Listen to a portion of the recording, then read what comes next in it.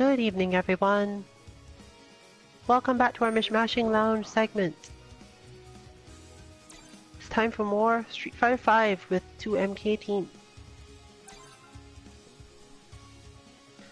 I am, as always, Rillian. Kanzuki Dynasty is also on the mic. Might be talking a little less today. Hello, everyone. Given the topic.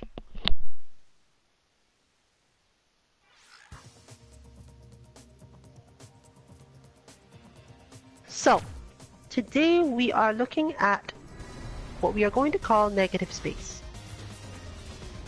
It is a short term for the fact that it's hard to understand whether or not your opponent is playing well if you play against that character a lot, see them do a lot of sensible things because your friend has managed to adapt around you or whatever, and they have a good idea of your normals and spacing, and the other person that you're playing doesn't, and therefore that is why I shortened it.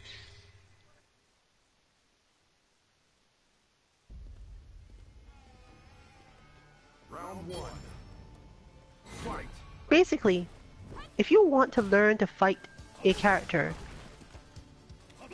in the lower ranks of this game, and I mean by that basically anything below gold, not because people from silver and up are necessarily bad with their character, but because that their style is either too refined or not refined at all. They haven't encountered certain things, they haven't encountered certain challenges, so they don't know that a particular thing is safe or unsafe or troublesome or not troublesome. A long time ago, we even had one person who noted that, oh, well, they never get punished for doing a certain Kareen thing. The thing in question is like -7, but it's sometimes hard to punish, so yeah, you might not know, even at Platinum, that that move is not safe. Fighting games are full of stuff like this. The more complex the fighting game, the more stuff like this you'll find in it. Obviously, our option is to give you as many bots as possible, cover all of the unfamiliar things. Bots themselves will generate weird spacings on their own most of the time, so you don't have to worry about that, you just have to pay attention. But sometimes, if you want to learn how to fight a character,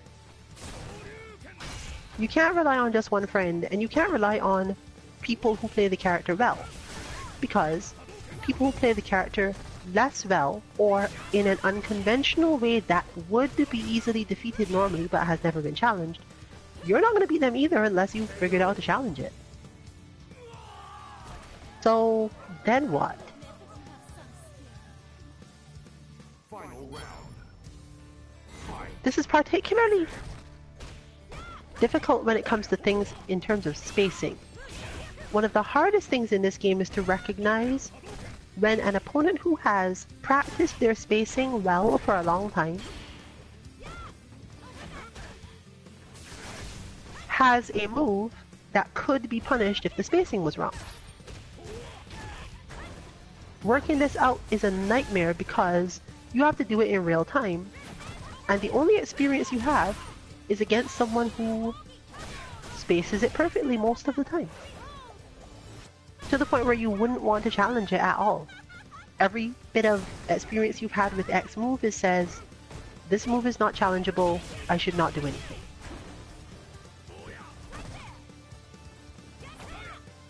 For example, let's go back to the same Tenko and Orochi. While Tenko is functionally always unsafe, being able to get good damage off of punishing a max range Tenko requires either reversal timing, special combos for most characters, or very high awareness.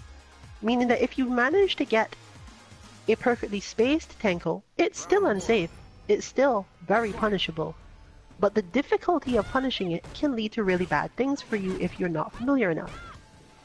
And if your opponent only uses it sparingly because they know that they don't want to give you a lot of chances to learn it, or it just doesn't come up that often in your matches, the situation gets bad when you face someone who spams Tenko, doesn't space it right, and leaves you thinking, ugh, that move is so strong, I don't know what to do against it, when really it's just actually punishable at that spacing.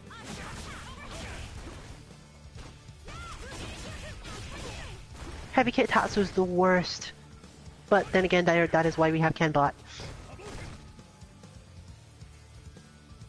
I think every time we get like a new character that anyone has to learn to play, that's the first thing they do. They go fight Kenbot, because yeah, we're not about that heavy Tatsu life.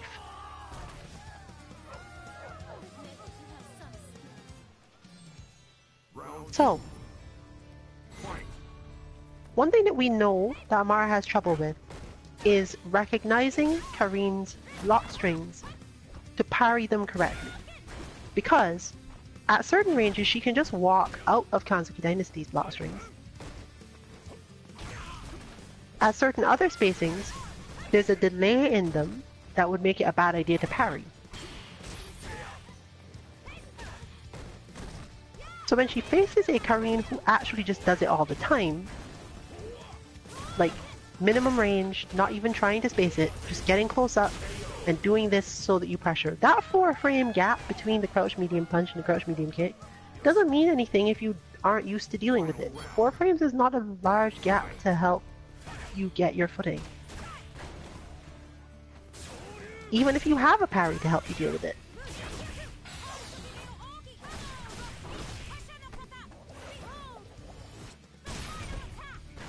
But you still need to recognize when these things are happening. And this is partially why we have spotters, but also when you can simply ask your teammates, do this a little worse for a little bit for me. Usually they can find some way to test it, but you're not going to get that without teammates, or at least some well-known person that you fight in lounges often enough that you could communicate them with them in some way, a Discord, something.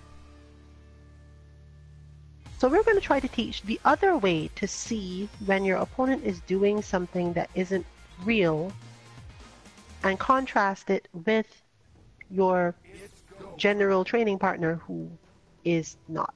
Okay, that is 2 bars. Huh. I have 5, 4, 3, 4, 5 at the moment. Okay. They're probably closer out your side. Also, this is really full lounge today.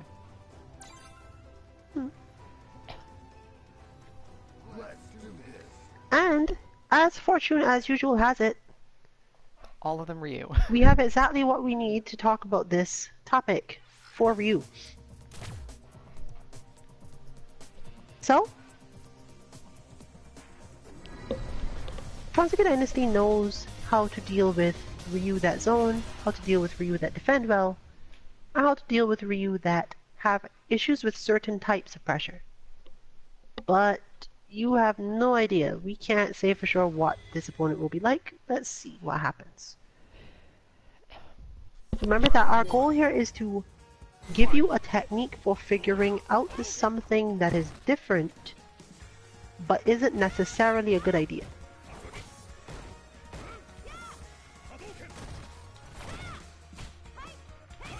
So, for example, she knows that chasing Amara is generally a bad idea. And testing chasing down this opponent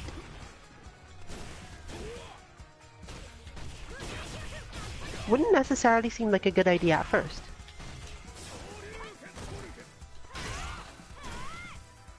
But in order to do this, the first thing you should do is try to figure out why it is that they're not doing the thing that your friend does. This may sound really simple, but it's actually a little disconnected, because what we would normally do is focus on the thing that is beating us that we're unused to, or the thing that they're doing too much. Don't focus on the thing that they're actually doing. We're focusing again on negative space. Look for what is missing. Why am I not seeing, for example, Tatsu?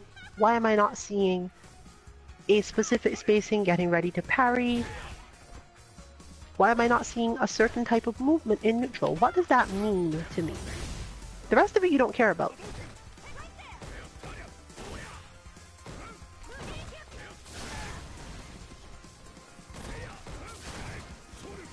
Because Kansuki Dynasty's normal flow here is to expect Amara to move back to a particular space, and that she will need to use Tenko or need to use Rasenha. Why isn't this person at that space? You win. What, if anything, are they gaining by not being there? If you understand your friend's fighting style well enough, or just have a quick way to contact them and ask them later maybe to look at the match or something. But again, we're not really looking for that. We're looking for how to solve this problem, or at least get a leg up on this problem while you're in it, while you're having this relatively bad experience, because it's usually frustrating.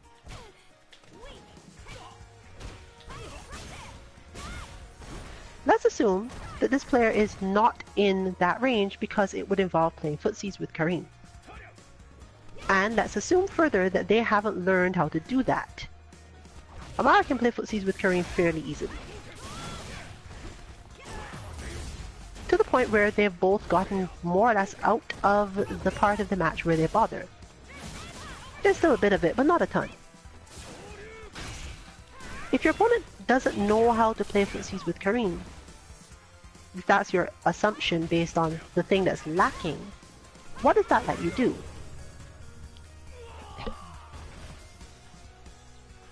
Well, most players that don't know how to play footsies with Karin eventually get flustered about not being able to approach her at all. They move further away. Her going in on them is more or less unnecessary. They're going to jump, eventually they're going to defend in ways that are slightly weaker. You don't really have to play footsies with someone who's actively trying to avoid having to do it, do you? If you cornered them, it might help, but you don't have to do anything. So the question is this a win condition? What can you do to turn this into a victory?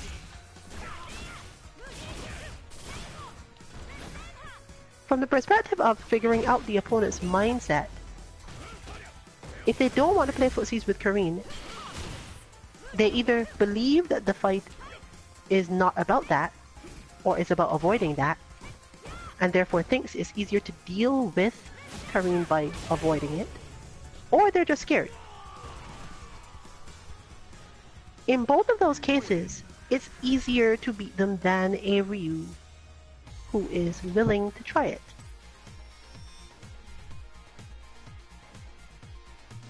But unless you're paying attention to that, unless you're watching for why is this situation occurring, and specifically looking for what is missing, it will be harder to recognize the situation you need.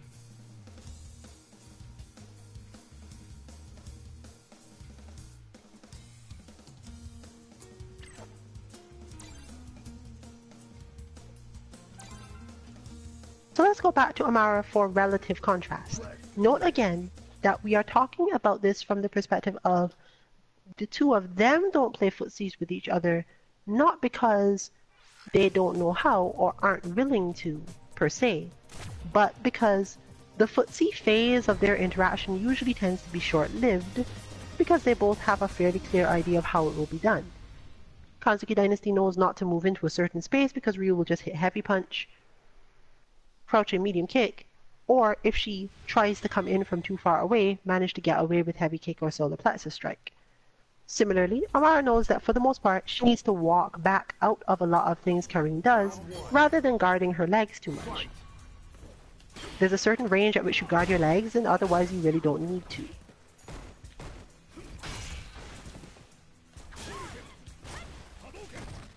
Occasionally, they can both violate these expectations. Kansuki Dynasty can hit sweep, and Amara can do dash up light kick or dash up medium punch or things like this. But this is not the norm, and the reason it's not the norm is because they both know if the other one manages to clip them, foresee it, or even just be slightly out of range by any other means, they lose control of the match fairly quickly.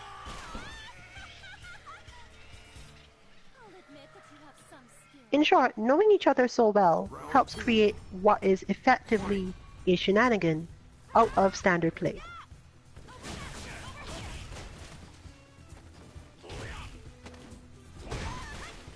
If you're familiar with Karine, you also know that we advocate beating most Karine when you don't know what to do by just neutral jumping.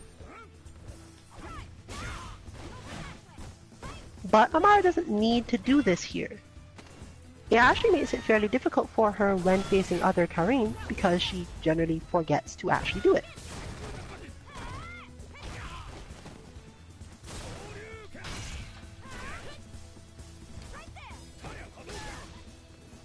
Why? Because she knows she has an opponent who will effectively react to neutral jump with Rasenha, which is hard for most people to do because they haven't practiced that.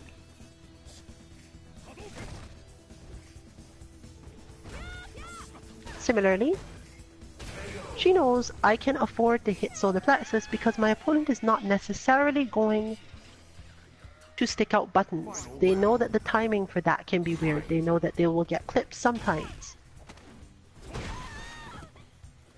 So once the first part of the round is over and we're out of the general sense of opening gambits and similar things, which just always work more or less, the things you see them whiff in neutral or do are very different than when they're fighting other players using the same character.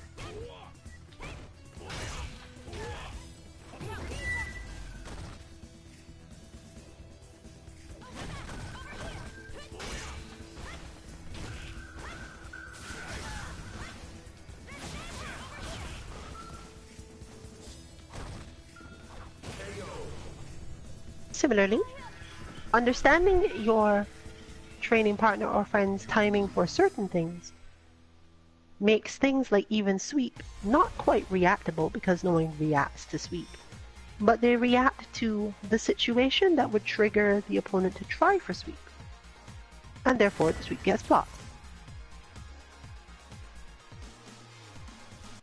Round one. Fight.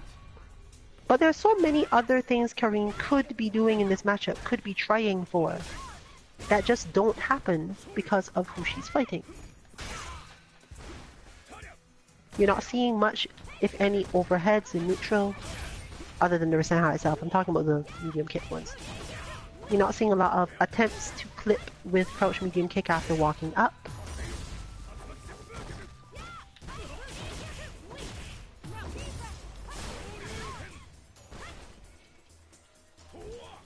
And you're not seeing a lot of Tenko and Orochi with a longer spacing or an attempt to chase. Maoken, for example, basically doesn't get used at all.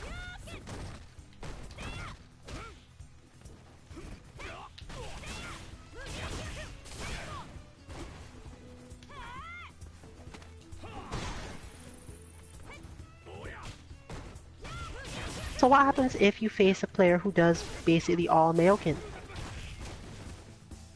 You have to remember to use your EX Tatsu, for example. But note similarly, from the other side, you can get out of the habit of doing something you need because your training partner plays too well or plays too much with understanding of you and therefore never falls for it. The medium kick the EX Tatsu is a very useful thing to Amara in a lot of matches, but it doesn't really work here. Because her opponent will generally never be in that particular space and intending to advance in the way that that move requires. Oh sure, occasionally she'll get clipped by it, but that is a move for beating people who are trying to walk up and clip your legs in neutral. Which isn't happening here.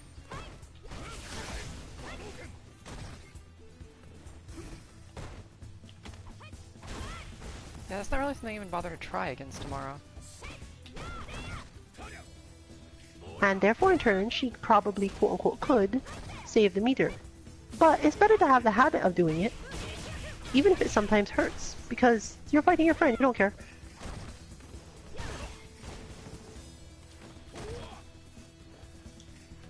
Similarly, that sort of dash up, she knows that that's going to get met with a heavy punch, and the heavy punch will push her back to a spacing that is more advantageous to Ryu than Karin for sure. So why just dash up to get heavy punched in the face? Even if you block it, you still haven't gained anything. But a Karin that does not know that, a Karin who is constantly approaching or dashing, will either get hit by it or end up in that bad space.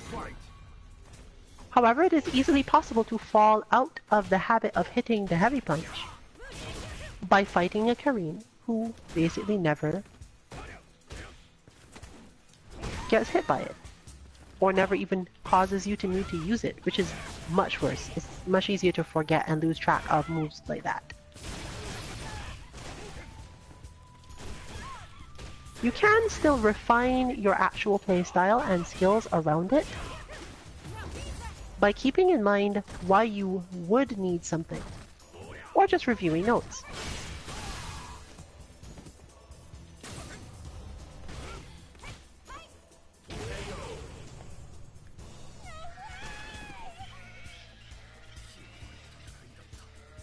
Round 2. Fight. It also helps you get used to the scrambles that come up out of those situations where you do just whiff and your opponent doesn't punish you.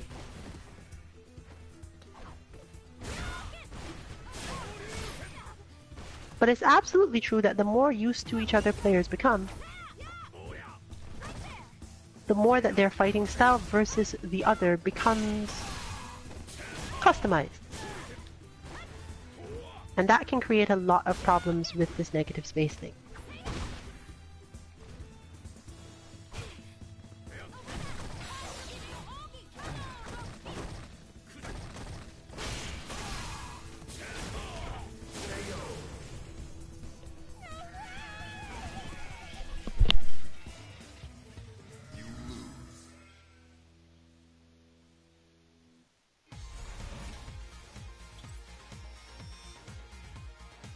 So there's our contrast.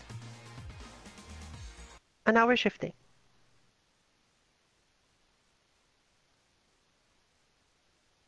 Assuming no one has left, the next match is actually a Ryu Mirror.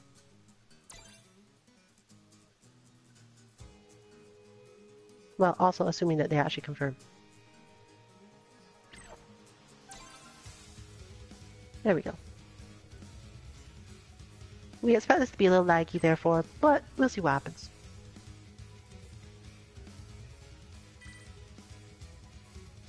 Amara has noted that she hates the Ryu Mirror.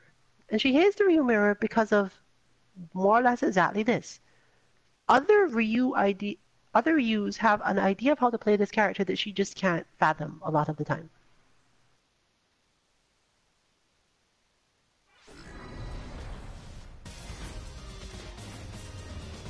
And this can be super frustrating. Because there's all these moves that you yourself would not use at those spaces, and therefore aren't expecting at those spaces. Then when you see them, it's like, but that's a bad idea. But you've never necessarily learned how to beat it, because you normally lose to it through some other character. Okay, stabilized now, it looks like. No, not really.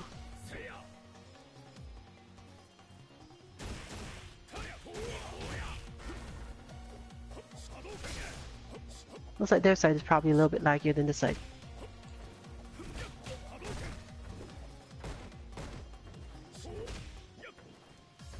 But so far we have the standard-ish double crouching punch into jump thing. But honestly, for Ryu, given that his cross-ups are not as great, this isn't actually as good an idea for him. You can get away with it a lot, but it's not that helpful.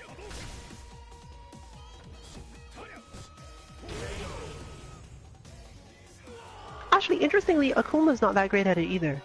Of the three, Ken is the one who is most rewarded for doing this particular attack. Akuma gets mix-ups, but you have to be in a fairly specific state of mind for that to work out.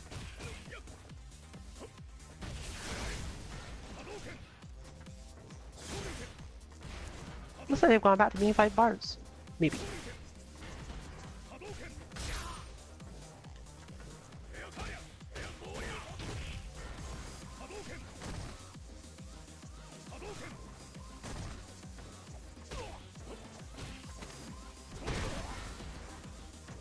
Well, we'll leave this up to them to decide if they're continuing or not.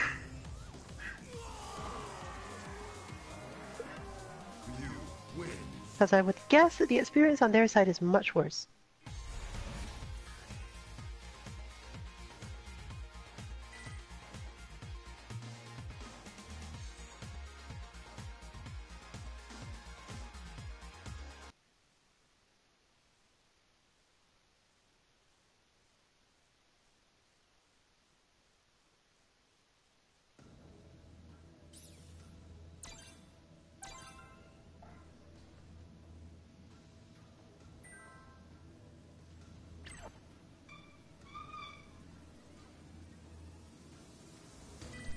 Seems they did not want to When say you're that. playing with your friends, there's another way to deal with the situation, though. You use the fact that you are playing with friends or in casuals at a local or whatever else. Use the fact that you don't actually need to win. And not needing to win means you can use styles of play that are less optimal yourself or based around forcing your opponent to need a particular tactic.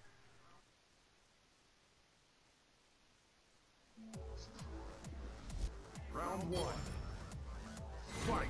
For example, Amara knows the relatively correct way to beat the Wolf's style of Alex. And she knows that if she doesn't use it, it's likely she'll lose.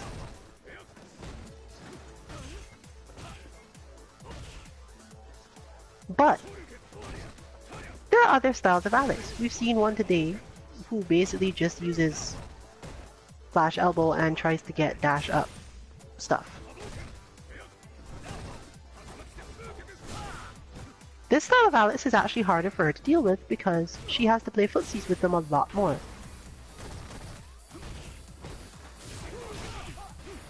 Most Alex don't play like this because it's not that strong of a strategy for him.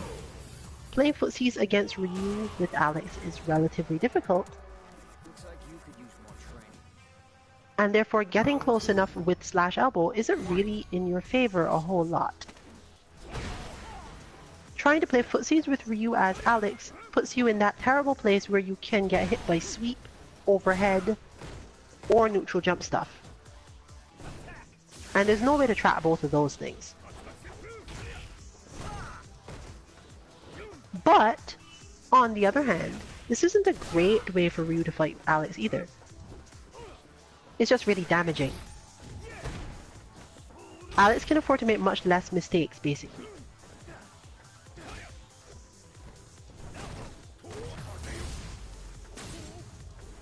But, as we've noted, the Wolf style of Alex involves having a lot of charge, and using that charge primarily for Stomp and Head Crush, which are things that deal with that style of Ryu fairly easily.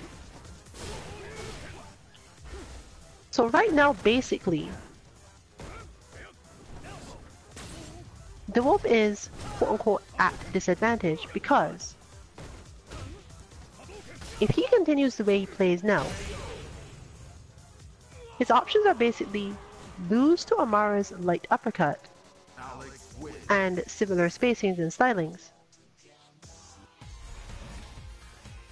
or not get to play in his style much at all.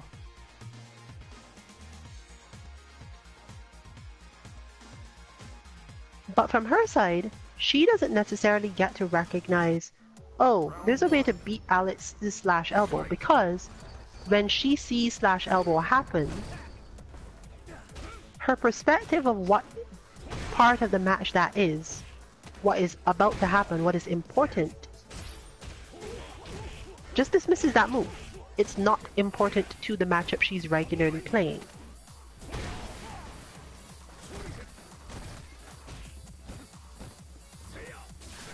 Therefore, blocking a slash elbow, even if it does lead to a little bit of footsies that then causes her to take some damage, isn't that stressful. It just isn't part of the main flow of two of them facing off with each other. Meaning that if she faces an Alex who uses slash elbow constantly and tries to do footsie related things, but as a result is very difficult to deal with the light uppercut, it'll be hard to see what to do.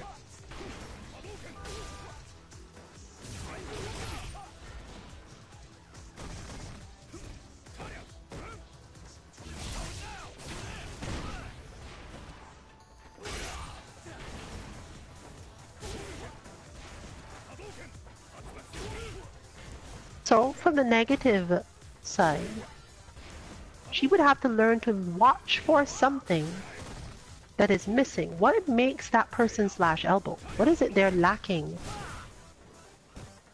that makes them think I should slash elbow more than I should try to set up my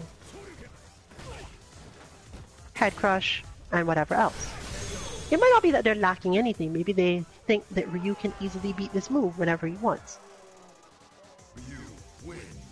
Maybe they are the ones who have been light uppercutted and parried so many times that they just gave up on it.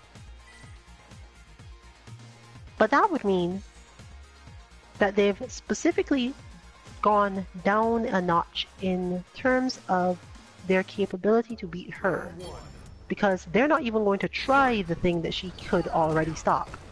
But that thing was required in order to do any damage.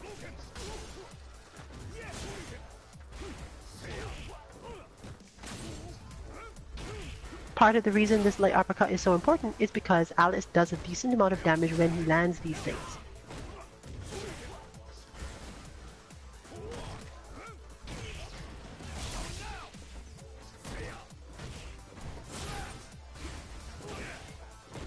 But you'll note again, slash elbow was helpful there. It led to more damage and could have led to even more. But after a slash elbow, she's expecting to have to stop a stomp.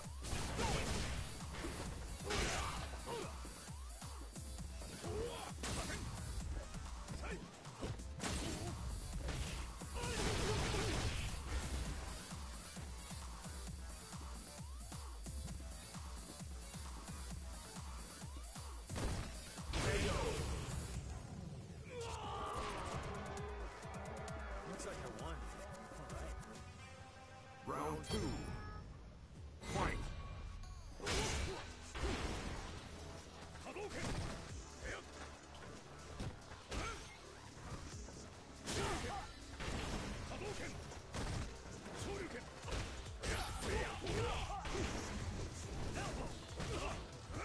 Meaning that, overall, beating an Alex player who isn't using the same style of stomps and so on becomes a problem for a different reason. If she does too much of this in order to prevent the situations that it's normally meant to avoid, it's possible she'll get hurt rather heavily for doing too many light shoryukens, basically.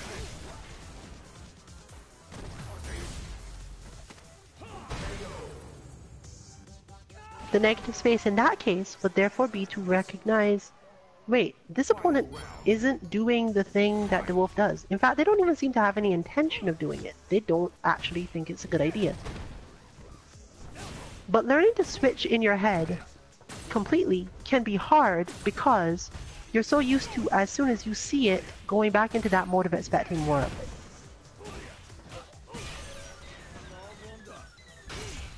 In other words, the player would only need to do one such stomp or slash elbow and get away with it to make Amara think, right, I have to pay attention to that move. But if you think about it, that's not how that actually works in this case. For example, when she fights against the wolf, paying attention to slash elbow is not on her radar to the same level. Yet, she can still manage to stand up, because he simply doesn't do it enough to change the course of the match.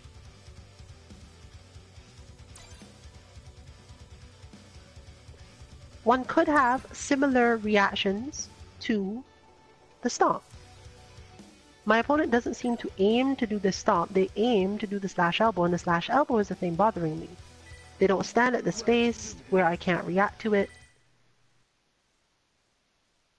But I do get hit by it because I'm not expecting it, so I'm not doing the things that would normally stop it. My mind isn't primed to stop it. So occasionally you get clipped. It's that feeling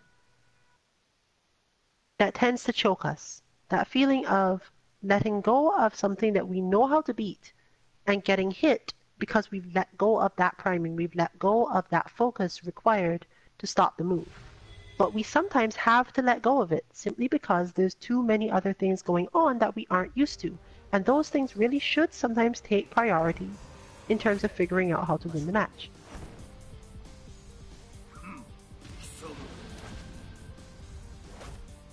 Round one. Fight.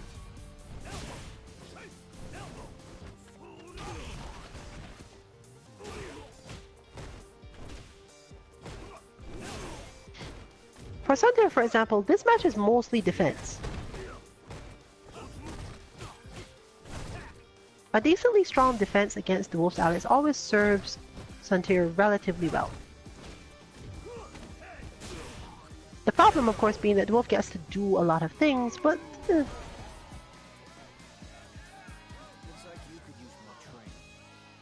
spacing and parrying tends to deal with that.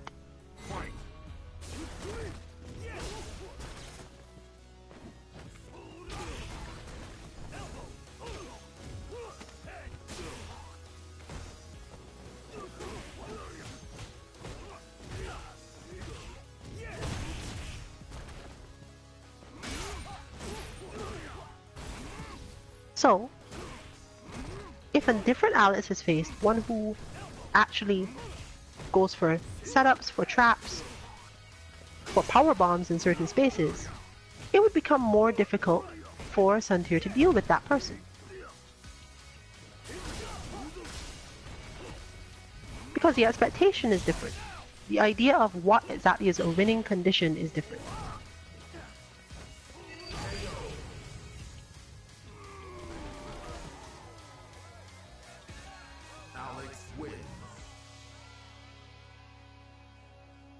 But, again, you look at the negative space in that part of the match.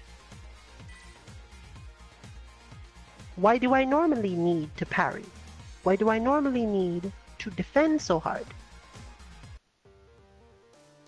Round one. In this case, it's because the way the Wolf flows, it will be very hard for Suntir to get any damage if he uses his back dash to reposition. It's not that he can't. In fact, I doubt he'd take much damage for doing it. It's not that he will most likely get punished for back dashing out of stuff, but simply that getting back in without taking damage is hard. And there's a lot of flinch reactions that you have to have on hand and a bunch of other things.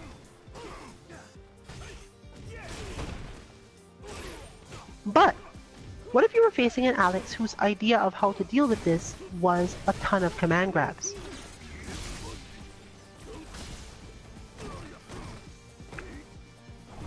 Or who simply understood the match differently and therefore didn't go for the same types of pressure.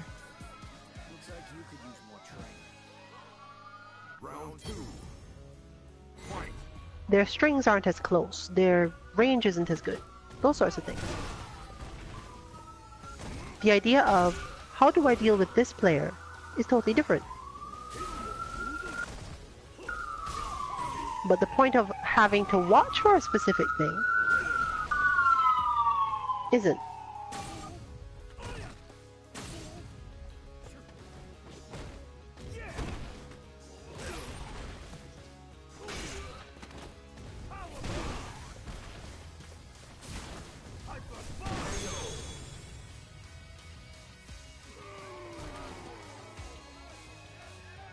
Alex wins. Honestly, from the Wolf side, he's the one that suffers the most here.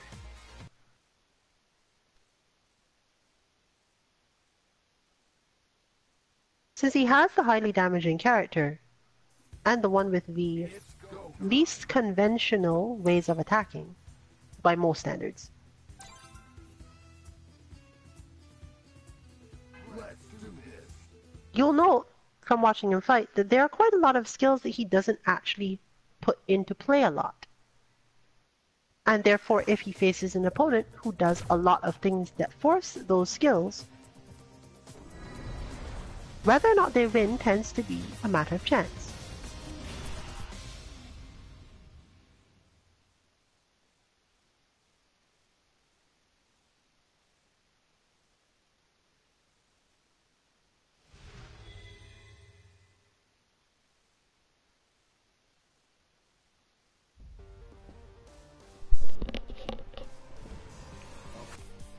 one. Fight.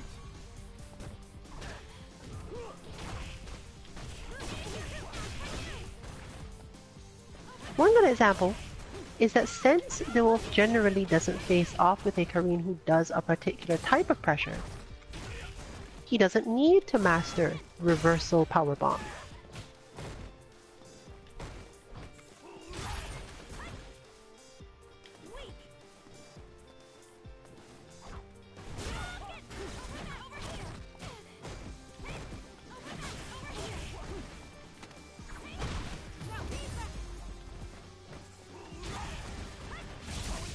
And there's one point you will see.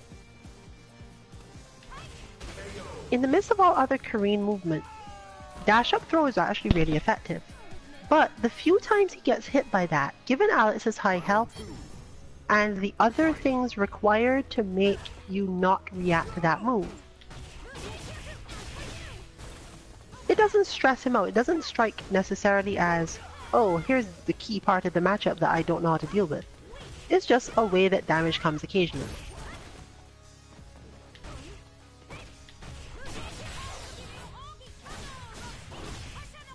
Meaning that he keeps having a relatively heavy weakness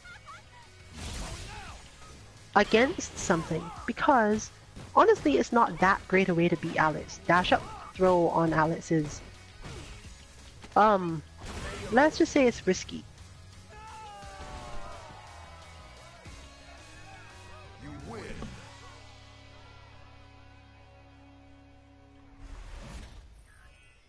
Alex will generally come out of that situation way better than you will, if he has even the slightest awareness of that being the thing that's coming. However, throw tech is not the way in question that I'm talking about. It's good enough. Throw tech is good enough to get an opponent to not spend a lot of time trying to dash up and throw you, until you meet that opponent who thinks it's a really good idea to dash up and throw you. But he has enough things to worry about in this matchup already. Kansuki Dynasty's spacing, understanding of his timing, corner guard. All these things make it difficult enough without worrying about something like, oh, I need to have a non-throw tech reaction to a dash-up throw. A dash-up throw that happens once every, like, fight. Not even at necessarily the times you'd expect it either.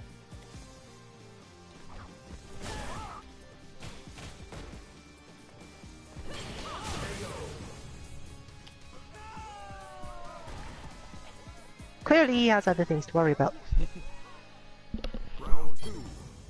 But, if we were going back to the concept of negative space, and you knew your friend's fighting style well enough to make a judgment call on something, being able to say, why is this opponent dashing up and throwing me all the time? What are they not doing that would make that a good idea? Or, why are they always in that space where it seems like a good idea to them? Because as you will notice, Kansuki Dynasty isn't generally trying to get into that space, and when she is in it, she might still dash, she might sepple. Things will happen, but it's not very often.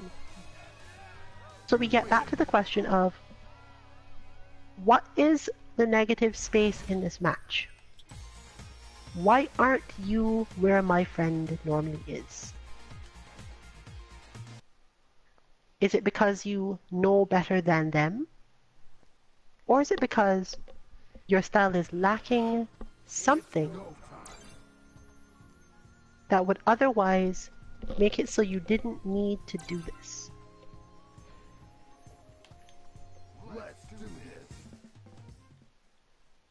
Now, unfortunately, this is not usually quick enough to grant you victory in a match. Meaning that ranking up and facing that sort of opponent,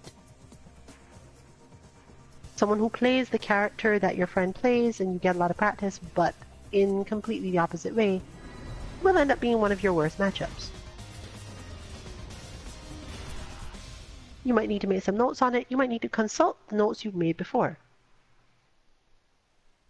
But being aware of that is enough in itself. Being aware that, oh, I fight Kareen all the time, does not mean that you're likely to have a good time fighting Kareen, and should definitely check your notes rather than, I don't need to check my notes because I know how to fight Kareen. That alone can help you.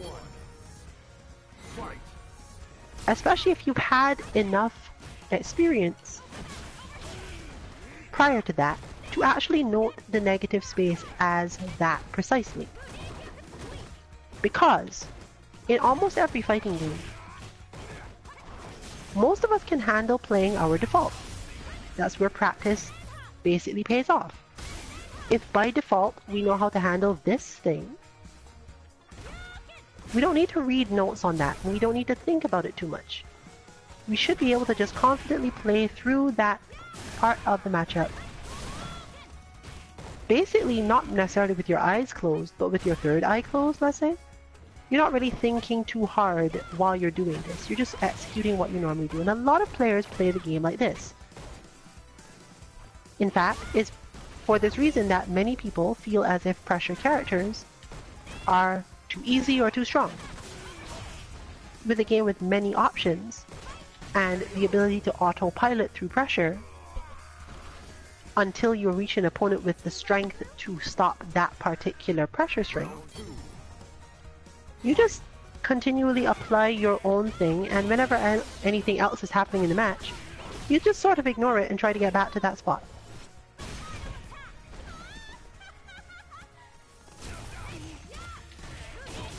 Depending on the matchup, that can be a very real way of playing. Just do what you always do, try not to stress yourself too much, and watch the opponent's reactions as much as you can.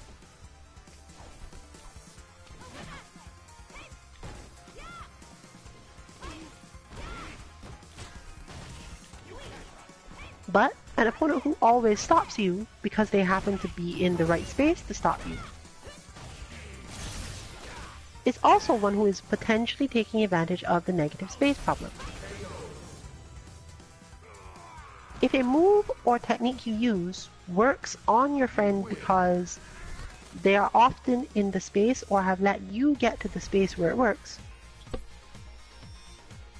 and you get too used to autopiloting this technique, you will end up in some trouble against someone who is generally not in that space.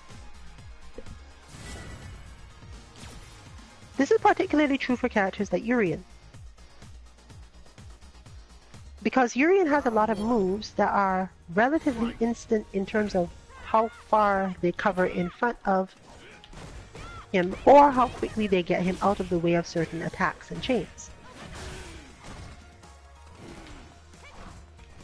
Meaning that if Urien is at an unfamiliar space, there's a much higher chance that quote-unquote randomly using his moves would be effective, even if they would not be effective to your friend to use the same move at the same timing.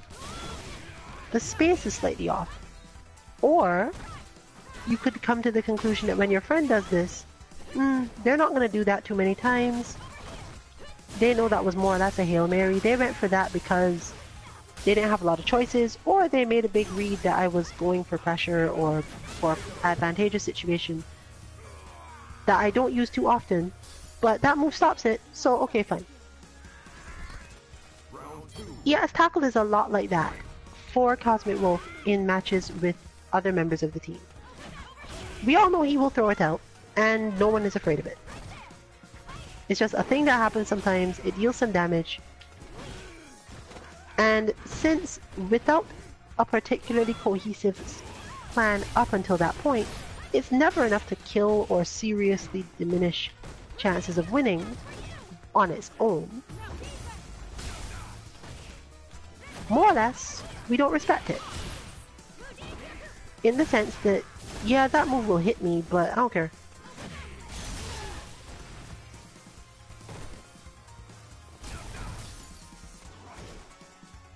However, if you face another opponent who understands the range at which you want to do certain things and always has the EX Tackle ready, and for example has much better setups after it, or much better spacing setups after it,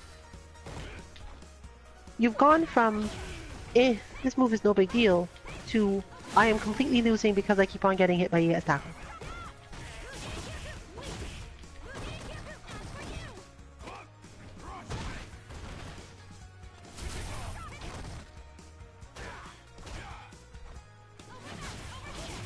But the important piece of the puzzle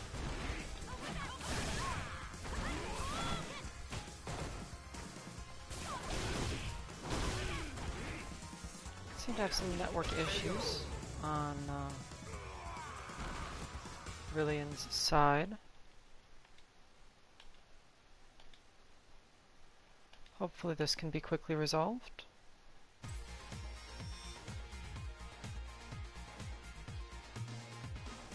It smiles upon us. And we're back. Alright then. Specifically in the sense that you ended up in charge of the party. Indeed. The blessing of proper stream setup. Let's do this.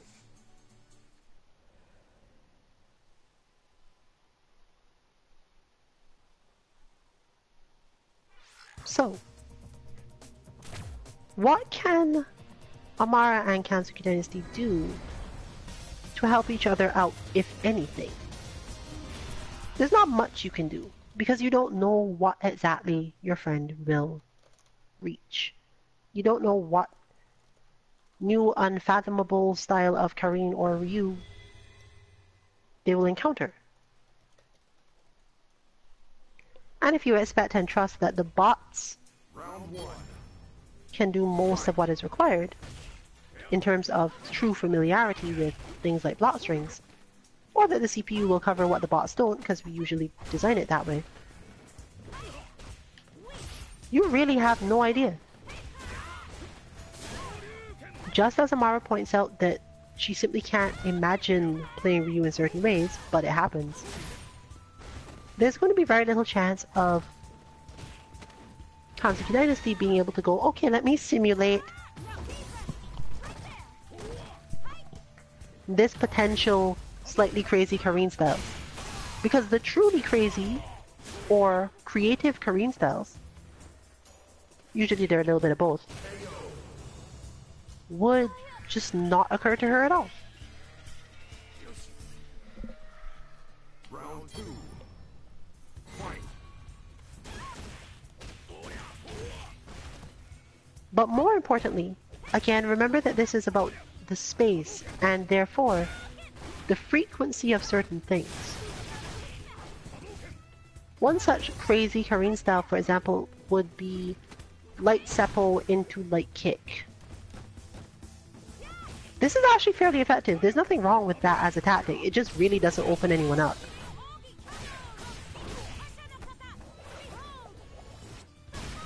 But it would work on Amara for a time. Probably a very short time.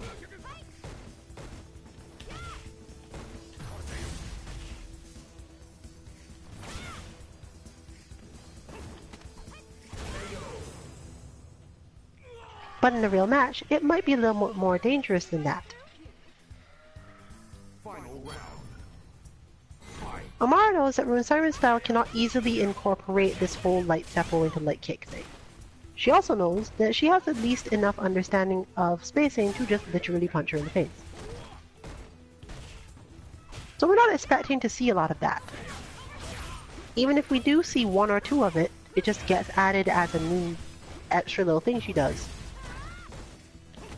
We're not really thinking, okay, this is your entire playstyle, and I need to learn to deal with this. Therefore, Amara's ability to parry after light kick, assuming that something else is coming, is 0. But that doesn't necessarily mean that either player could have thought to themselves, you know what, maybe you should help me practice light seppo into light kick into stand medium punch stuff. Nor is it really a good idea to just randomly do this, because you may never end up facing anyone who plays like that. And then you've just spent a training session on something that doesn't directly help you. Fight. Especially since it's something that Ryu has enough solutions for. especially for solutions that hurt pretty bad, to make it not a great idea for Kareen in the first place.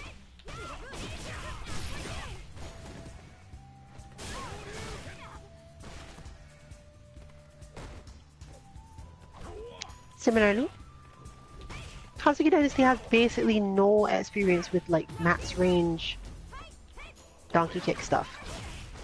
It's not this is a terrible idea against Kareen, but it isn't a great one. So you don't see it.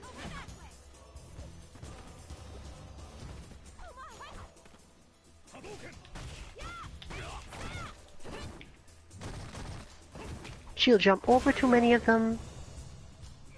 She'll slide under a couple of them. She'll whiff punish a ton of them. Round 2. It's not really something you really want to add to your arsenal against this character.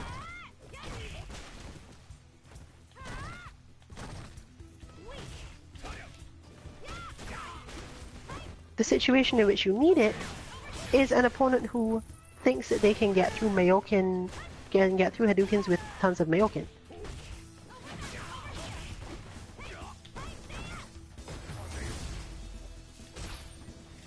Someone who has either mastered that or gotten lucky enough to do that as a regular thing for their style.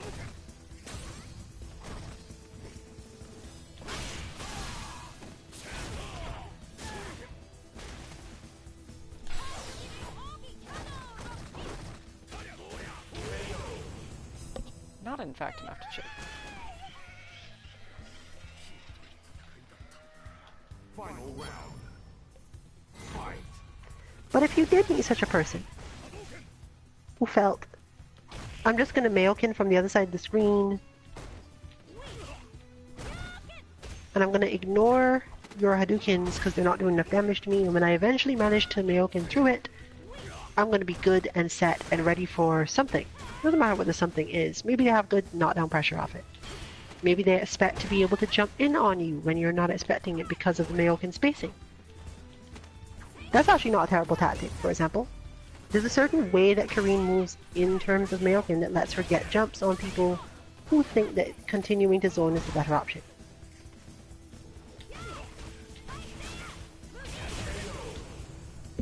However, Kazuki Dynasty has long since given up on that particular way of doing it against Ryu. She sometimes still does it against Ken. It's more effective against Ken because Ken is more likely to jump and have the Mayokin slide under it.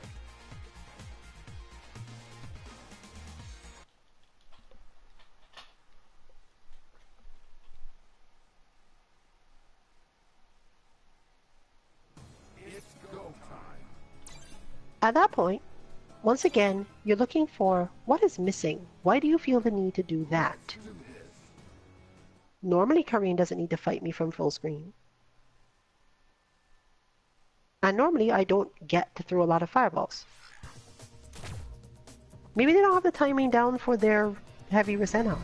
Maybe they don't know how to space it such that you have trouble punishing it. Maybe they've fought people who could constantly punish it regardless of what they did and come up with a different tactic. Regardless of the reason, the negative space is still there. Meaning that you could maybe try a type of fireball spacing or timing or thing that follows the fireball that you would not have done against your friend or your training partner.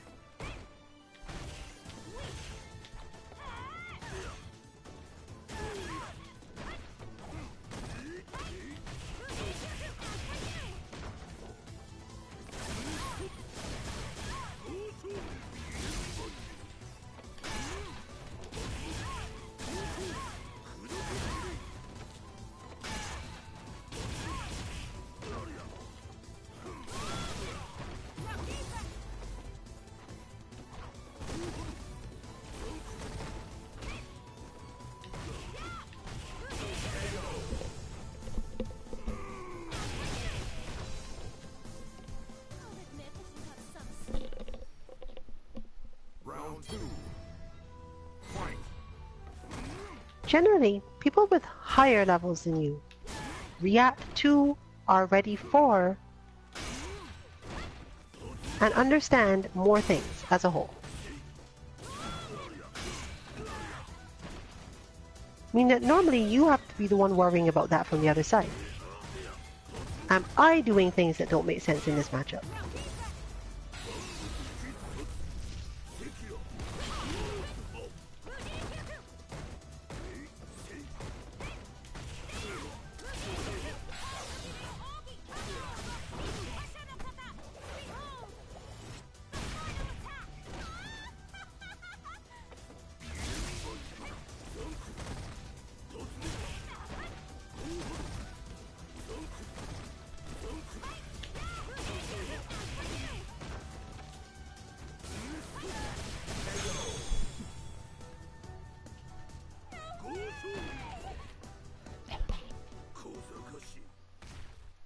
Final round.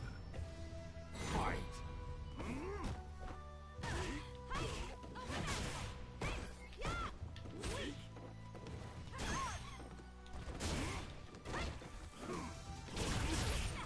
It is this principle that makes it difficult when you've had a lot of experience with more people. The same experience that will normally help you get higher levels and get up into whatever. If you say, I need to get practice against this character, and you go and find the best person you can find to teach you that character. Or, since some characters are rarer, and you simply don't have the time to go hunting through all of the battle lounges to find that specific character,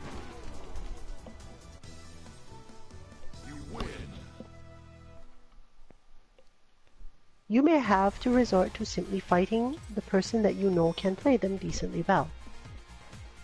That person, though, might have too refined a style, or even too much of an understanding of you, and therefore wouldn't try certain things.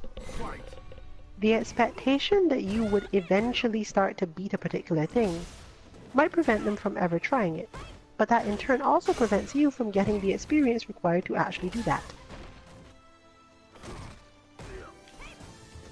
A rather strange and frustrating outcome on both sides, actually.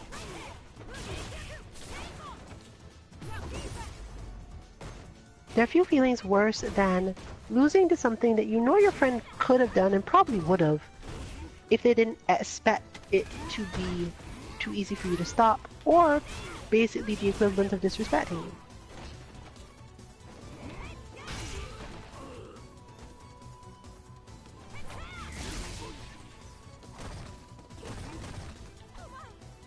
So depending on their mood, you can at least help in this way by quote-unquote disrespecting your friend's options a bit more when training. Presuming that they actually know how to counter the thing in question, or that you know and can tell them. But, again, that's a question of respect. If you think that they know, and that's the reason you're not doing it, don't go thinking, well, they're not going to get any better if I keep on just trying this disrespectful thing. It may be true that they may not get better in the sense that most of us are used to. You win. Footsies and similar, but these games aren't entirely about that. Some parts of them are about memory, some parts of them are about reactions.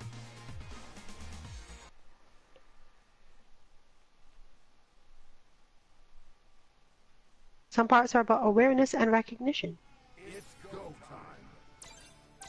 And sometimes these things combine into a storm of factors that makes an otherwise easy to deal with move a difficult prospect.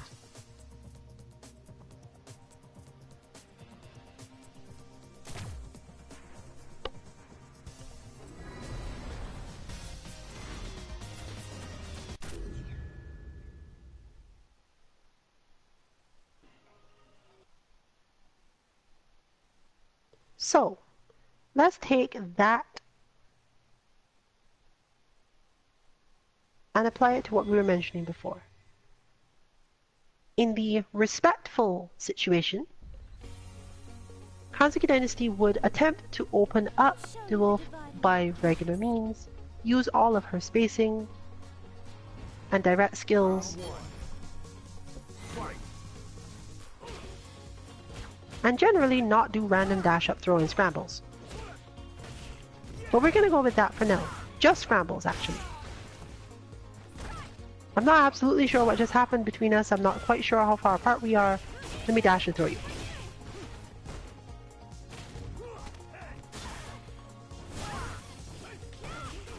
On the upside, you don't have to dash and actually throw either.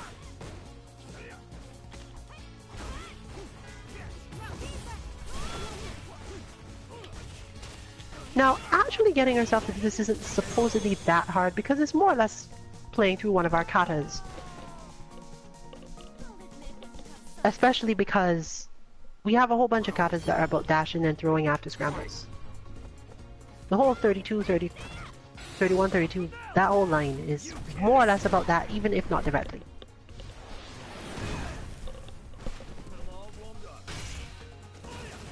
And honestly, she could take a lot of damage doing this. But, on the other hand, facing someone who has mastered it could be crippling.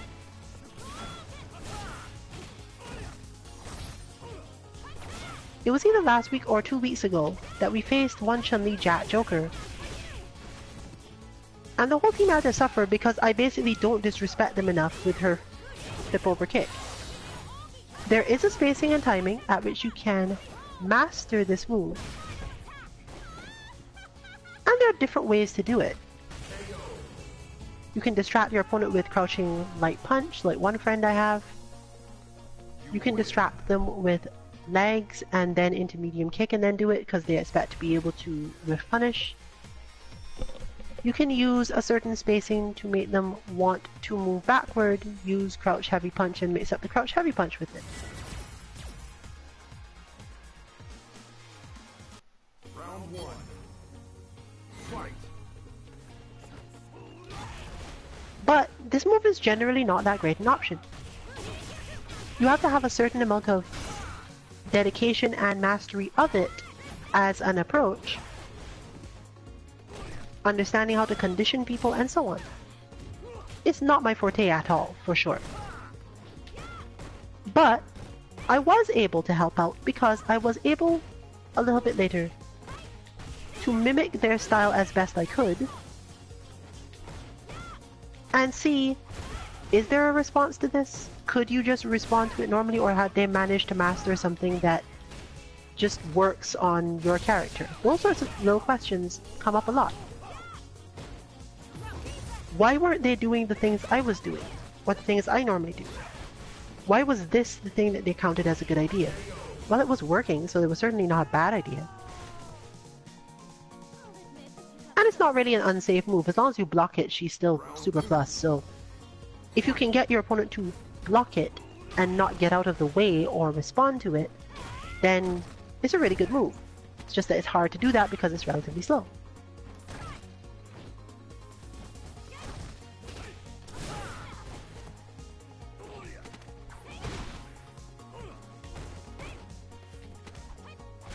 But I had left the team without any understanding of how to watch for the move, how to deal with it, or even any understanding of what it was particularly good at doing, so that they could recognize this situation is something my opponent is creating on purpose. Is that a hit? It's not a hit. Oh well.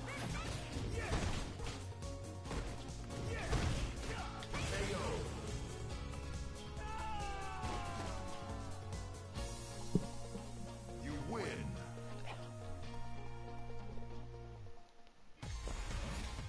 Defensive skills are much stronger in this way. It's easy to build up defensive skills against someone who uses them a lot.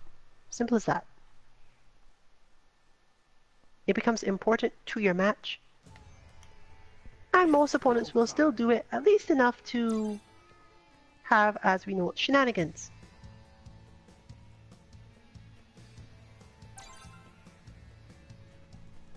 Let's do this.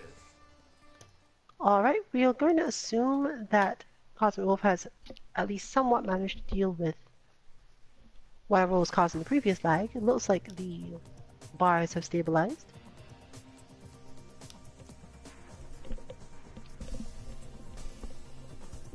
And our jury is back. So welcome back.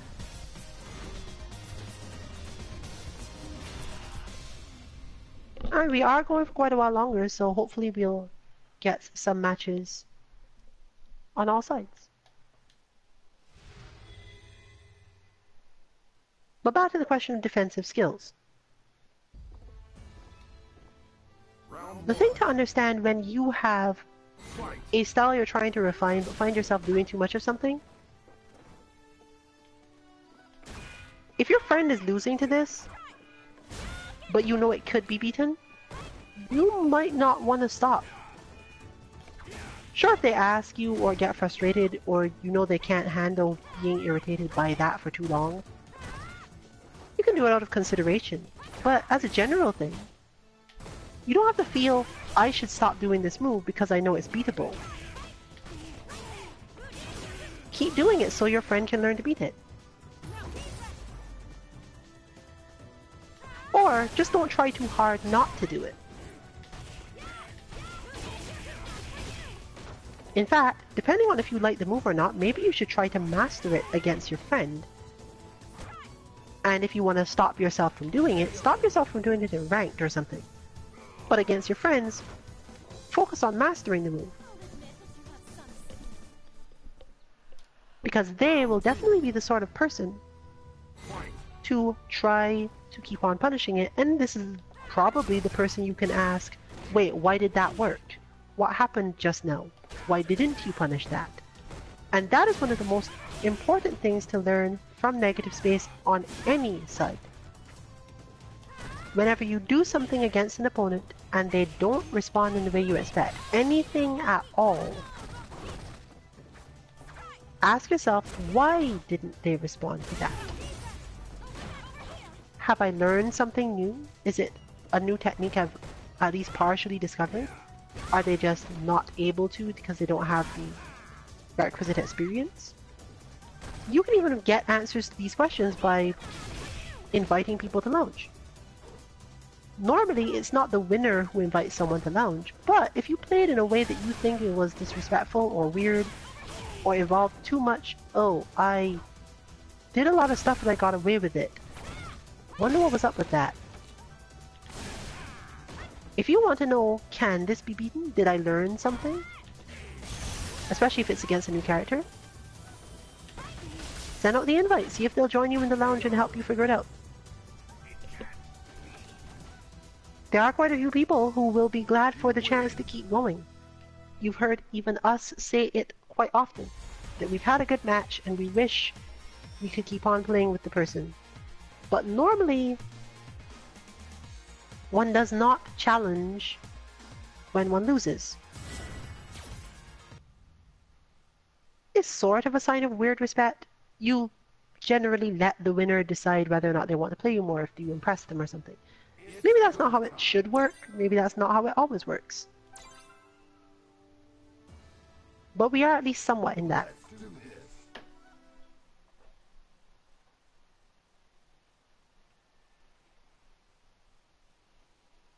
But again, the key and goal is knowledge. Understand why they didn't manage the defense.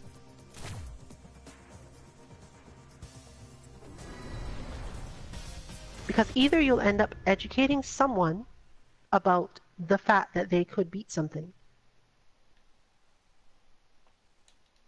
and helping the scene as a whole grow, even if we count the scene as the entire world, or you will realize that can't be punished when I do it exactly that way. This is a new technique I can make note of.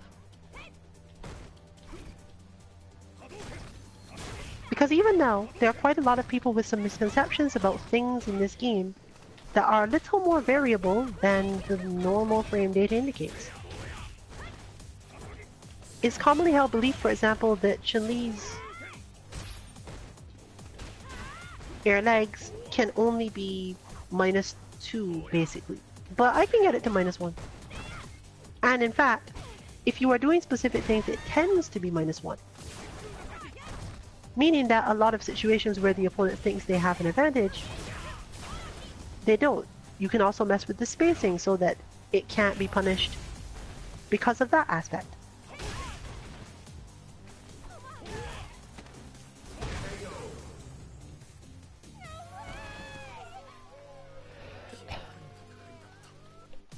There are many tiny pieces of this game that people are still discovering, and that's generally how those things get discovered.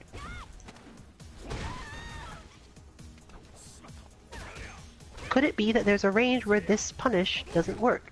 This move that I thought was a terrible move becomes brilliant because you just can't do anything about it.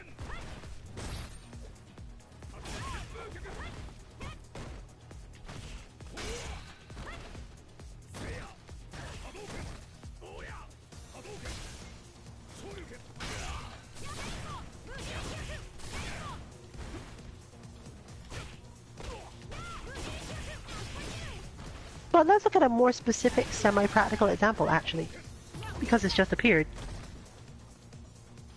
If Ryu manages to hit Karin with his stand heavy kick in a certain specific situation, it is a technique, it is pure advantage, because Karin could not have hit anything in that space of time that would beat it. She could go under it, but because this particular Karin does not interact with this particular Ryu in that way, it's really unlikely. And if Karin blocks it, it means she was stand blocking, and therefore either has to counterattack or get out of the way. Meaning that there's a really high chance of her getting caught with crouch medium kick right after. Now Ryu's stand heavy kick is relatively minus, but at that spacing, it's not really that dangerous. It's not something you can achieve by getting into neutral or set up. It's more of a very complex form of footsies that you have to identify as possible. But once you've identified it, and happen to hit that button, it's relatively true to say I should be able to hit crouch medium kick here. Because the opponent's other option is to jump. Or backdash. The backdash won't hurt, and the jump is a bad idea if other things in the match are going particular ways. That heavy kick is also able to keep Karin out of very specific spacings, forcing her to use the Mayoken more. But she can beat it as just demonstrated. She can just sweep under it. The question is, how much does Ryu care? Or, in a lot of cases, what benefit does he get from making her try to do this? Can you make a Karin sweep more than they should because you keep on hitting the heavy kick? Possibly.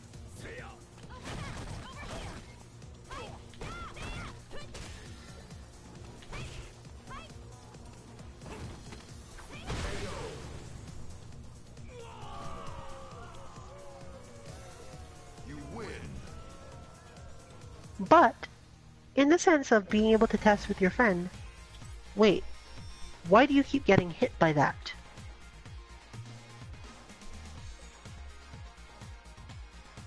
Maybe they have the explanation and you don't. Round one. Maybe they can tell you, well, every time you do that, I want to walk away, but if I walk away, this will happen.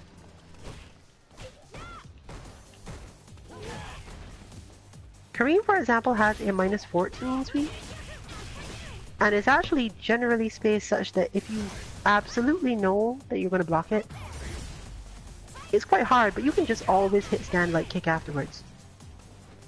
Yes, this sounds weird, but we've tested it. Ryu and certain other characters have 4 frame stand light kicks that hit Karin's retracting hurt box before she actually can retract it.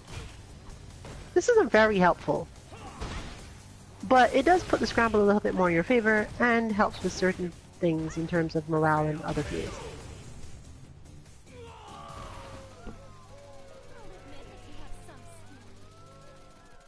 Round 2. Fight. So, if you had a Kareen who kept on standing in a space where you could heavy kick them, you could also learn, if I do this, what is the response that Kareen should have? And Kareen could then show you, this is my response, I'll hit sweep. You go, oh, okay, well, I can deal with that. I know how to deal with you if you hit sweep there.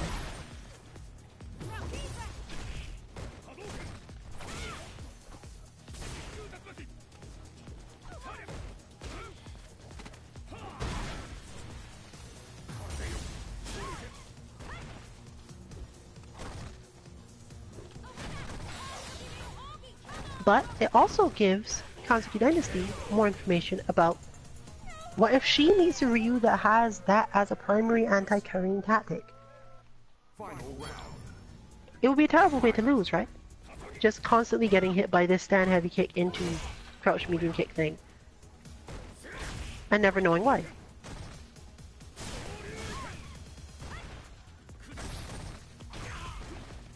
Now, it has other ways around it. Obviously, Kareen can just crouch and approach in certain ways, but since she doesn't approach that way, she's still likely to lose as a result of it.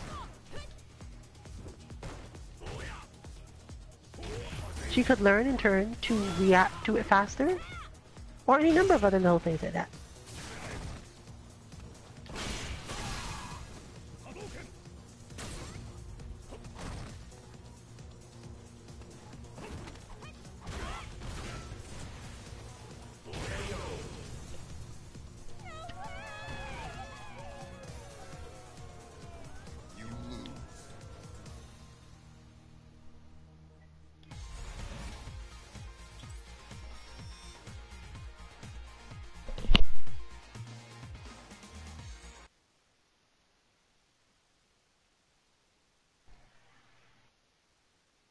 Still, always remember it that precise way.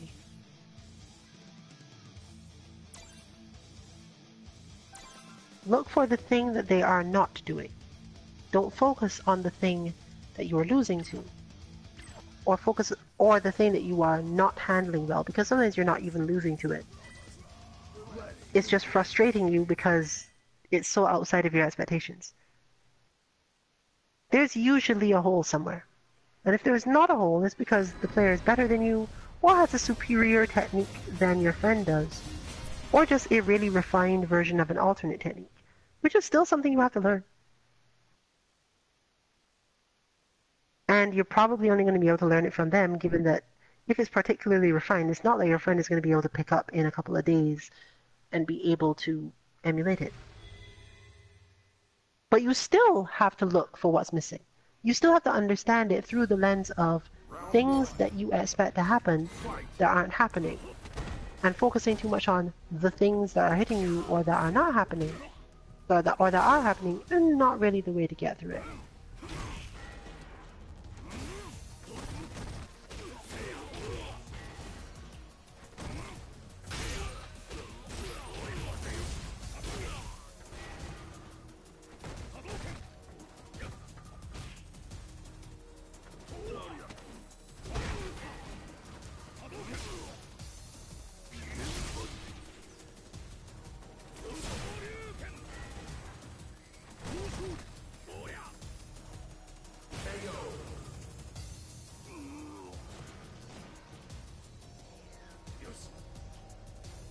Round 2.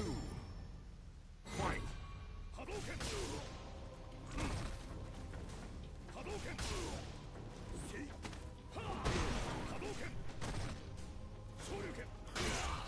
Since spacing is actually so important in this game, and there are very tiny differences in spacing that can create those situations,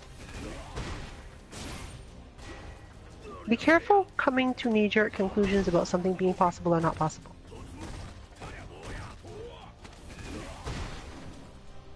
The opponent may simply have a higher frequency of being able to do a certain thing perfectly.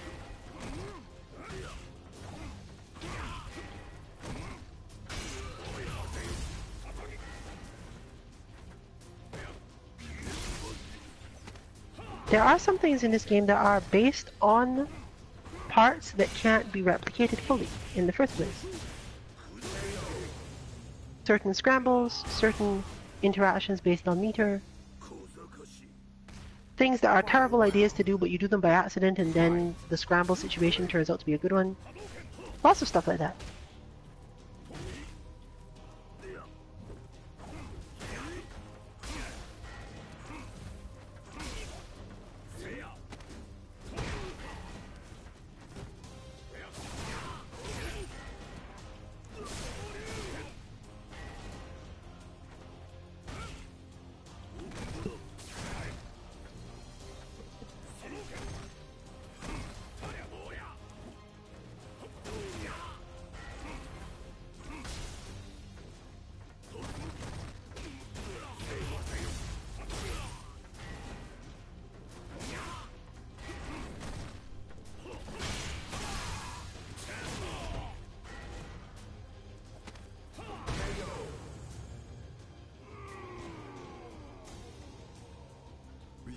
Wins.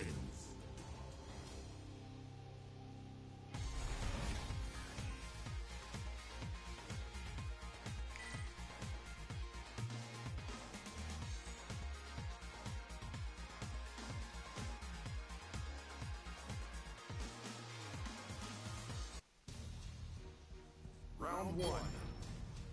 Fight.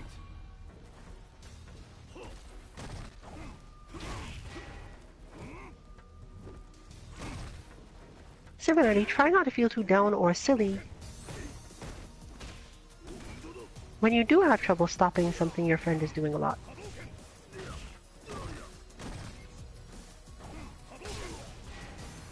There's a chance that it's not all on you, that maybe they have a higher level of mastery of whatever it is than most people and just subconsciously do it. We've all, for example, faced Suntir's spacing for Tatsu. And it's just scary because you think it is time to react and you get hit. You could block every Tatsu and spend a lot of time defending, but the rest of his style works well around that, so you generally don't want to do that too much.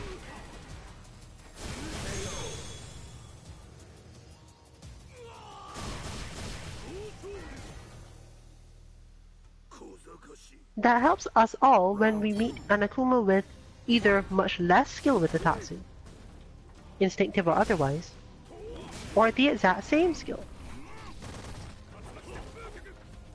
It also helps Suntir because recognizing and having friends being able to tell you, no, look, here's some frame data, here's some attempts at reactions.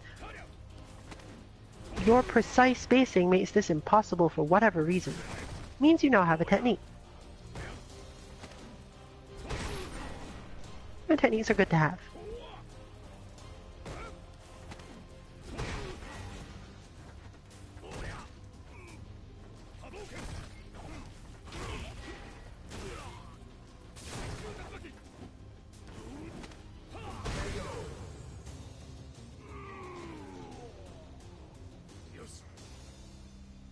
Final round. Fight.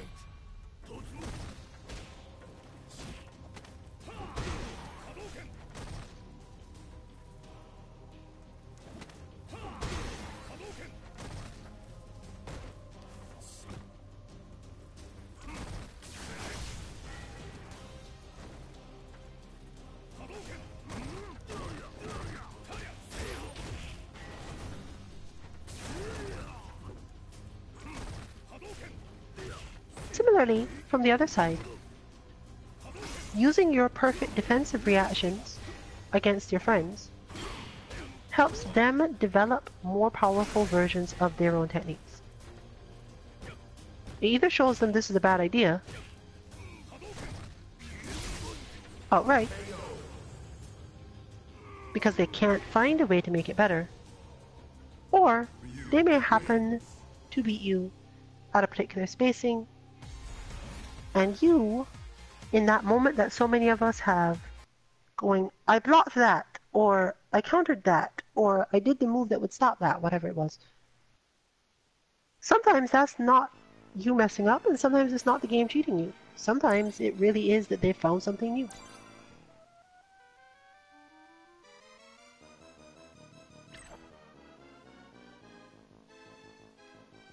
Let's do this.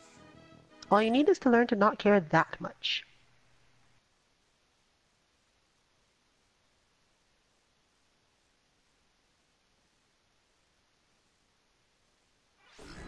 Now this match has been played before, so we are sort of in the in-between space now. These players do know each other to some extent. The question is really, how much is remembered and how much has changed?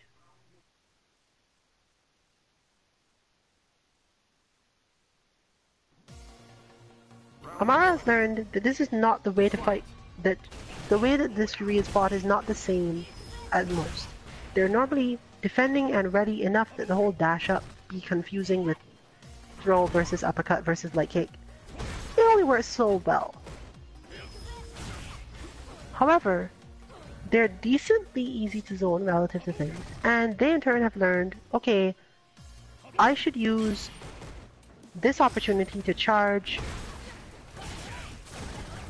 my V skill so that I don't have to have too many problems.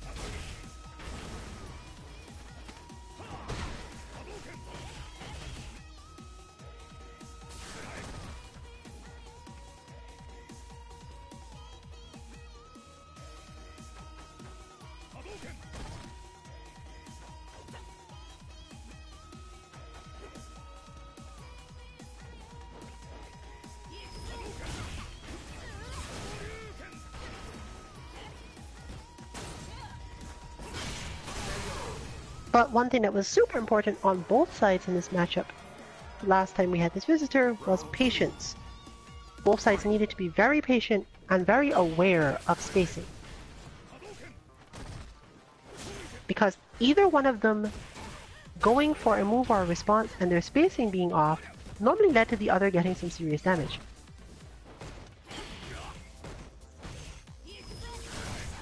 It doesn't matter how much you've trained certain responses, if your opponent can mess with your spacing and require a different thing to happen, and that frustrates you.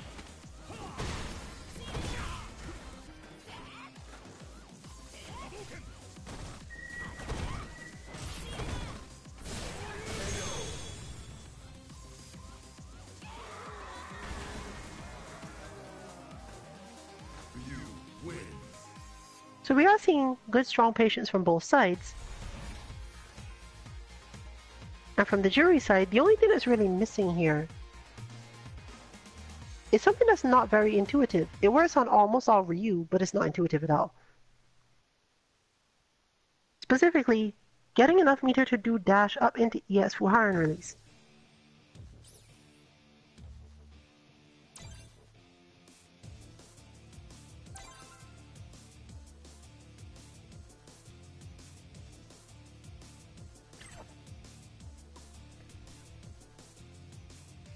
The reason this is good is that there's a very specific space at which Ryu wants to wait for Juri to take actions,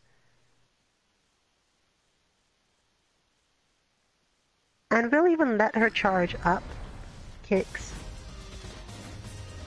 rather than throwing fireballs because he knows she will be able to respond to the fireball. Once she has meter at that space, Ryu's reaction to her dashing has to either be give up the space or neutral jump. If he tries to do a Dukin, chances are she'll kick it. Now the complex part of this isn't 100%. This is a technique that a Juri player has to build up over time.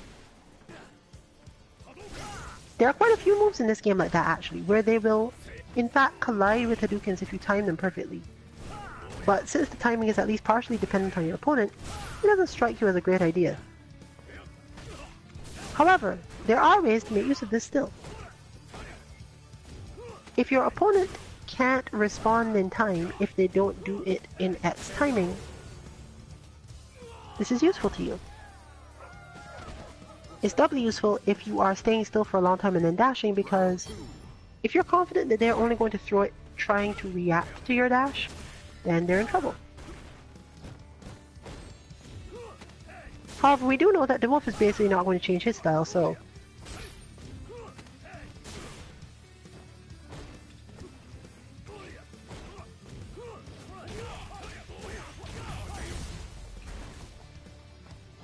It's either light uppercut or bust, more or less. However, the person who manages better here, in terms of gaining something from these matches, is usually Amara.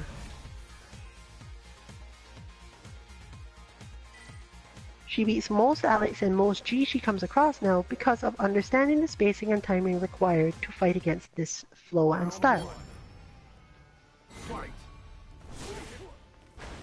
Therefore, trying to pick up other skills to help against different styles is equally effective.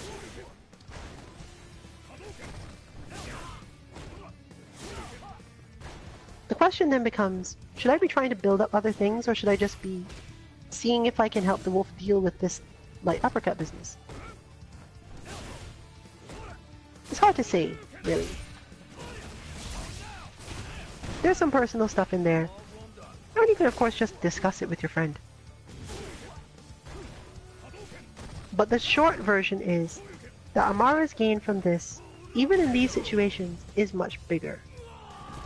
Because to her, this match is, if I light uppercut enough and hold control, I win. If I experiment, I might learn, but I may lose. So she has control of the situation. She can decide whether or not to win or lose, more or less. How much am I willing to put faith in just doing this particular thing because I know the way you're going to flow? How much am I going to worry about the times where it goes wrong? All of these little pieces come in, but she doesn't care that much.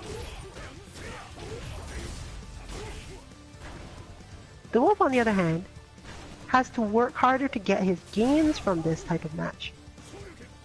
Whether it be learning to respond to the light uppercut, or coming up with an altogether new strategy for it.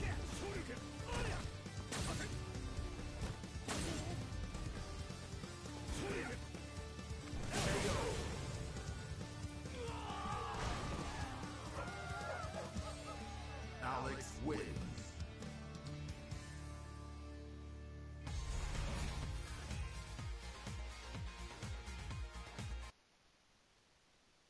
But that brings us to the final point of the night. You can do the same study of negative space with your friends. It's go time.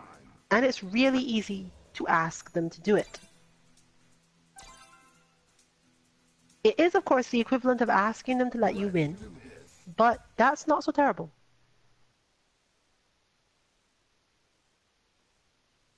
If you simply ask your training partner, come up with a different way to beat that. Is there another way to beat what I'm doing now?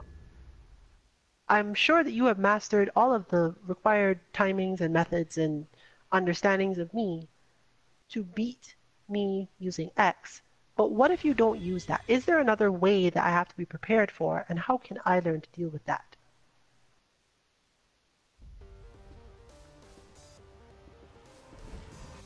Round one. Fight. This is usually most helpful when the player in question has already mastered that method, because they have a high awareness of the situations they're in, and if they start to get frustrated or something, they can always tell you outright, okay, no, I'm gonna go back to doing it for a little while just so I blow off some steam, and you just deal with it until they feel better.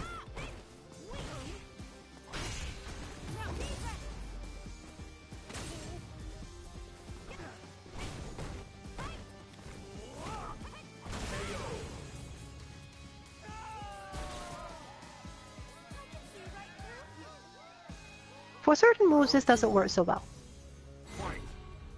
Because we ingrain the reaction so well, and the reaction is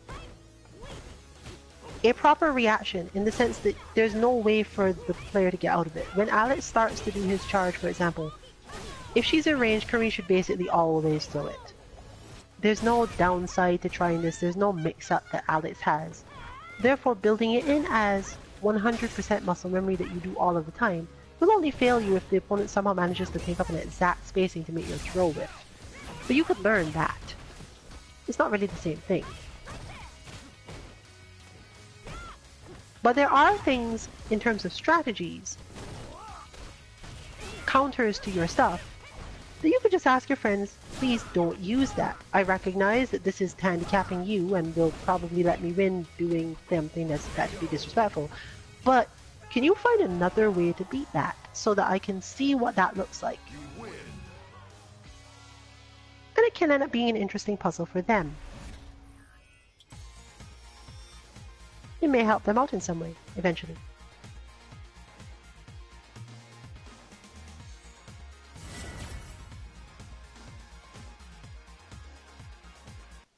Round one. Fight. Let's take Alex's general forms of movement and the buttons he uses for footsies.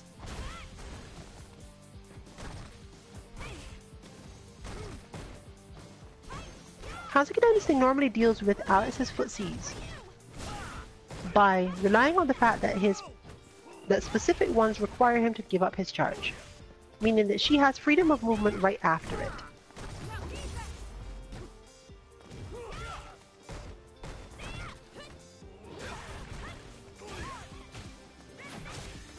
As long as she's out of throw range, therefore, she doesn't have a reason to respond to a lot of the buttons Alex uses to fill space. If you use certain timings, the jump will beat something else anyway. It's fairly formulaic, at least between these two.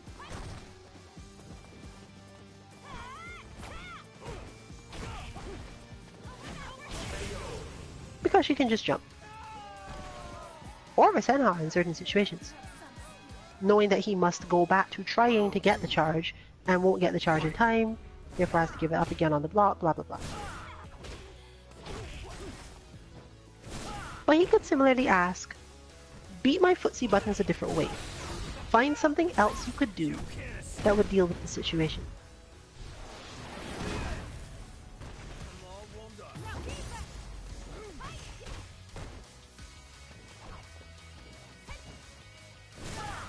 And there may not be one. It may be asking or setting an impossible task to tell someone, okay, I need you to beat my long footsie buttons with your shorter ones, with no priority and while dealing with my mix-ups. Character design alone may make this a nightmare if not impossible. But it does give you something to think about, and if you did think of it, you've both benefited now. Looks like you could use more training. Final round. This is the art of creating negative space on purpose. Just requesting it outright. Here's this thing that you do.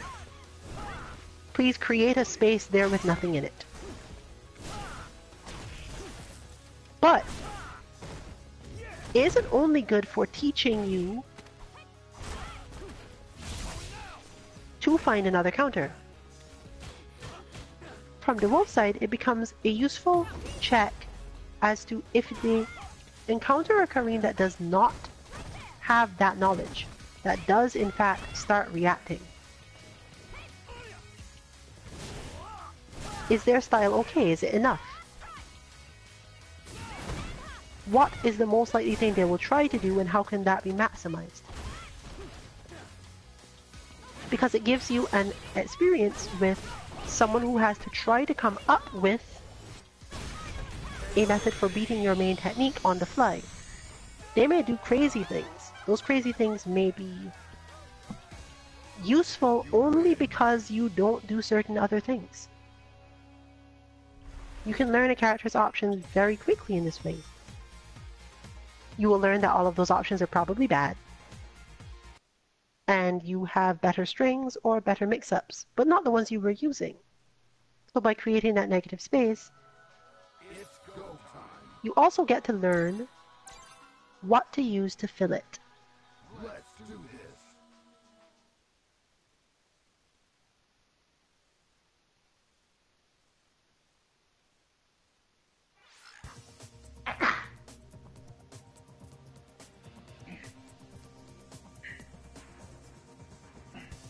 Pushing yourself in this sort of situation isn't always good for your morale, though. Whether it be against a friend, or in rank, or casuals, or just any battle lounge. Battle lounges are actually probably the safest.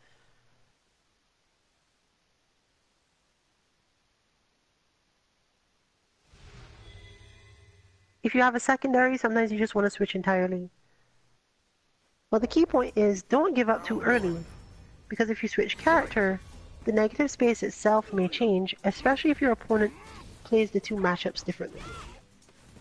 Not everyone does, but you can find yourself in trouble sometimes thinking, okay, I know how to beat that tactic that you're using, I just can't do it on this character. And you switch and then realize, oh, they're not using the tactic anymore.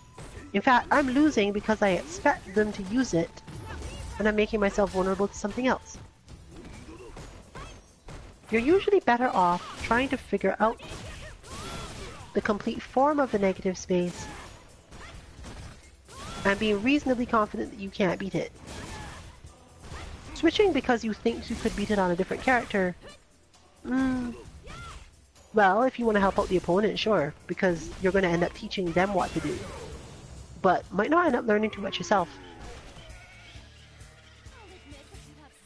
It really comes down to whether or not you're treating learning as the more important thing in the matchup. Or winning. So in this particular case, is there a negative space that I should be trying to create that would be helpful in this particular matchup? This one? Not particularly. Alright.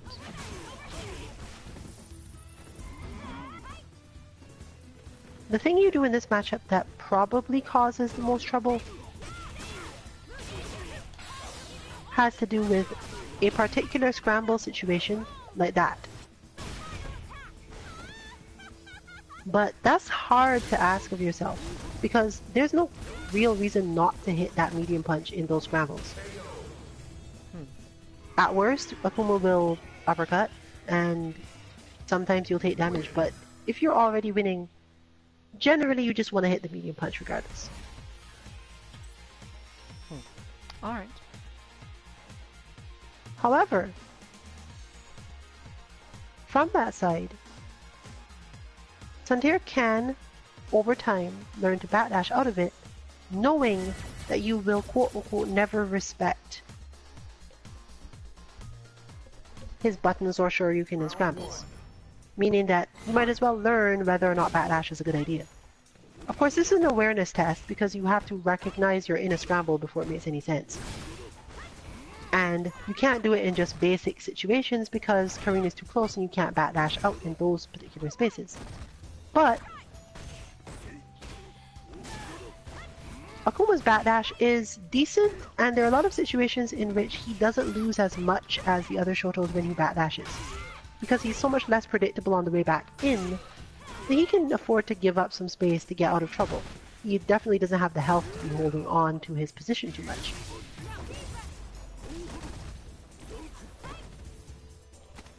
So, from that perspective,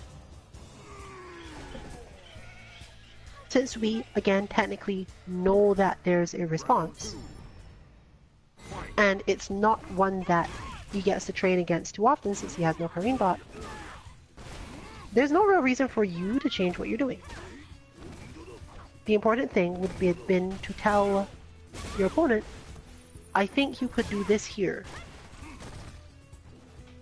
just so that they keep trying. Alright. However, there is one thing you can do at that point. Don't try to beat it. Until they have good control and command of that particular thing, don't put effort into defeating their counter. You can do that when you know that they could consistently do the counter. If you do it before then, they may give up, leaving you and them at disadvantage. If you learn to defeat the counter but you don't master defeating the counter, and you face someone who has mastered the counter and its related things, the fact that you frustrated or repressed your training partner's attempts to do it by putting effort into beating their counter too early means that now you're both left with a hole in your game. You can't beat people who have perfect spacing or perfect counters, and they never managed to get to that level. I see.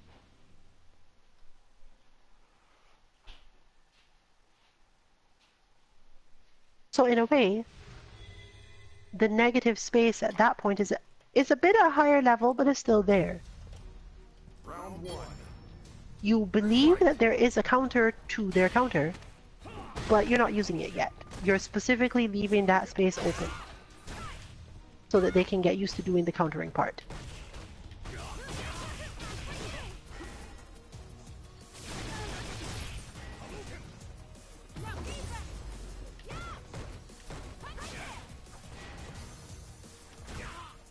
It can be hard sometimes to decide how important this is for things that don't hurt, though.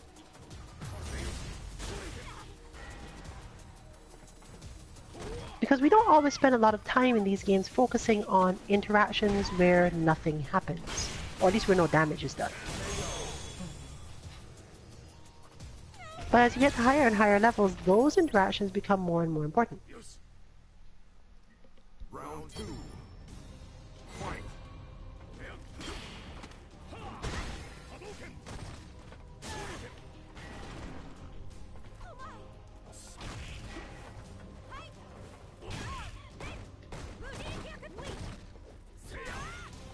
There's a good example of one.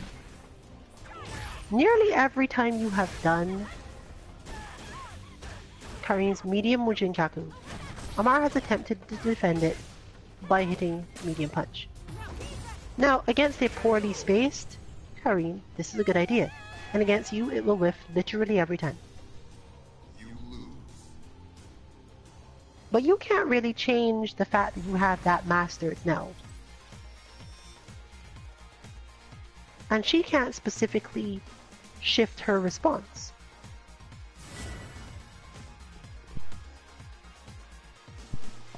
The key is, again, recognition.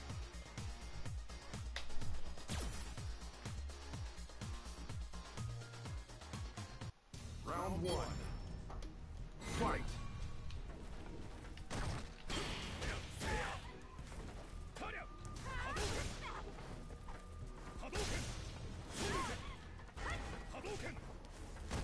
So, she could in turn ask you, please do that move more. Please do it even when it's not a good idea. Please let me learn when exactly I can actually punish this move, so that when I see a different Karin do it, I know that they messed up. Otherwise, she'll continue to hit the medium punch. Round two. Now in this case that's fine because it does cover the situation. If it's misspaced, the medium punch will be the correct solution. But if she had a different response, generally had no response at all, or thought the move couldn't be punished, asking you to do it more often to make sure would still be good.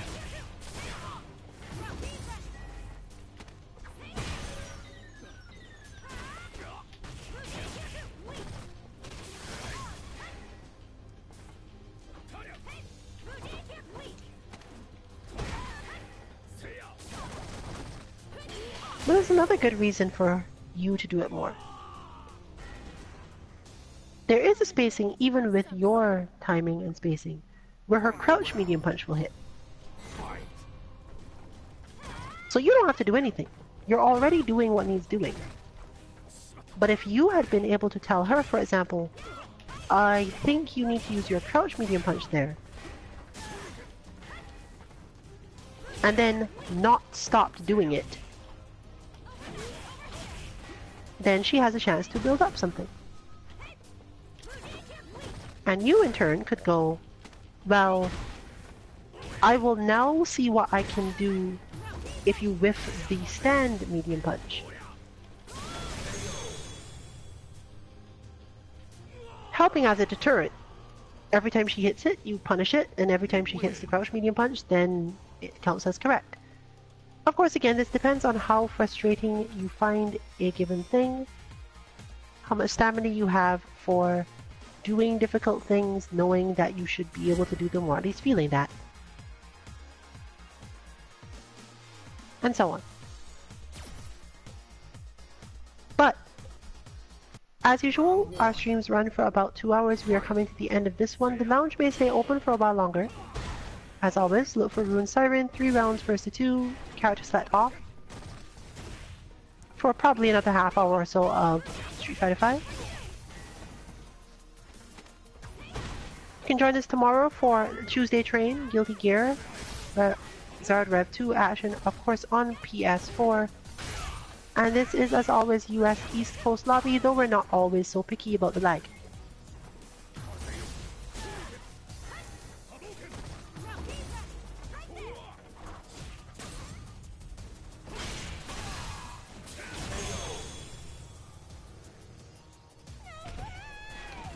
On Wednesday, it's looking like we'll have more sandbag casuals, probably me playing Colleen again. Since the specific work I've been putting in needs a couple comparison points, but is still not mastered enough for it to be something other than sandbagging, honestly. Thursday will, as always, be Kame House, Dragon Ball Fighters Beginner Lobby. And I did do some work with the Dragon Ball Fighters bot. Still calling it just bot. Enough to have a couple things to say about it. And possibly get some feedback in the refinement process on Friday. If not though, we will once again have Dead or Alive last round action. Another battle lounge. Final round. Fight. We do have some storms coming in this week.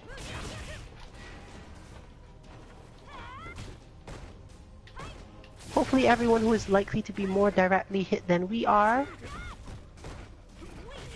is spared the worst of it.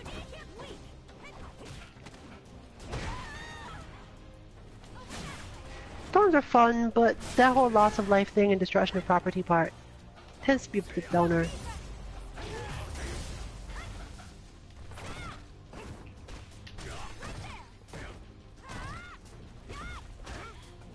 So hopefully no one ends up in too terrible a situation as a result of it. That said, with the standard performance of Karine, and coming down to the wire as usual, that brings us to the end of our stream for tonight. This has been Rillian with Kanzuki Dynasty for Team 2MK. Good night, everyone.